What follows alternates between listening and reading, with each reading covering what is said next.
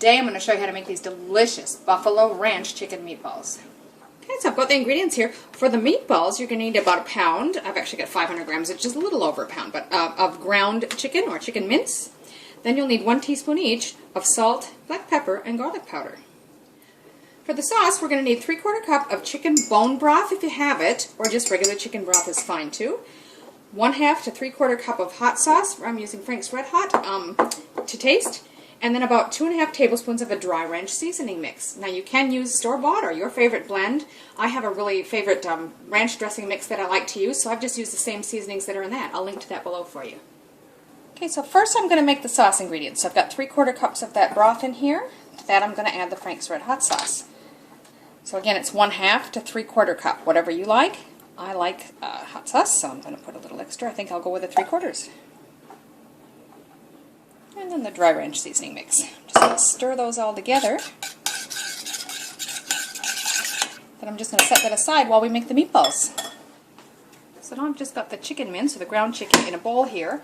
I've already mixed together a teaspoon each of my salt, pepper, and garlic powder. I'm just going to add those and mix this together.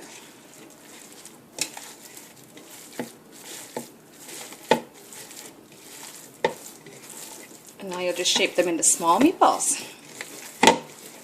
They are a bit gooey and sticky. Just do your best. And we'll set those over here on a plate. So the recipe suggests you'll get around 20 small meatballs. You want them like hors d'oeuvre size, but that depends on how big you roll them, of course. So I've got a large frying pan that's heating over medium heat with a couple tablespoons of oil in there. I'm just going to one by one add the chicken meatballs.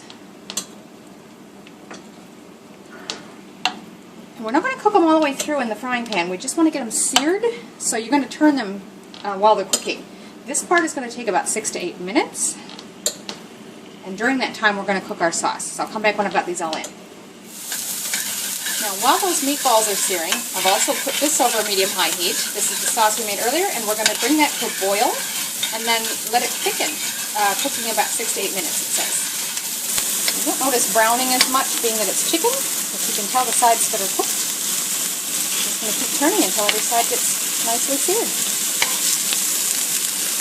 You can see that's thickened a bit and reduced, so I think it's time. It's been about 8 minutes. And also for the meatballs. You can see those are nicely browned. If you want to keep cooking and get as many sides browned as you can.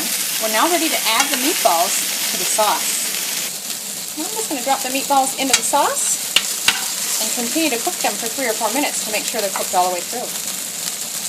I'm going to stir these while they heat because they're not all sinking down into the sauce. I used a bit small of a pan here. That's alright. I'll just keep cooking and stirring, like I say, maybe 4 minutes or so. So you can serve these a couple of ways. They make a great appetizer. Just put some toothpicks in them like that and serve them with the buffalo sauce on the side. And perhaps some of your favorite ranch dressing. This is my homemade ranch dressing. I have shared a video for this already. I'll link to it below. Give it a try. This is really good. It's also really good just served as dinner. As you can see, we're serving it here with a bit of chopped salad, and I've just taken my ranch dressing and just drizzled it over the top. Either way, these are really tasty.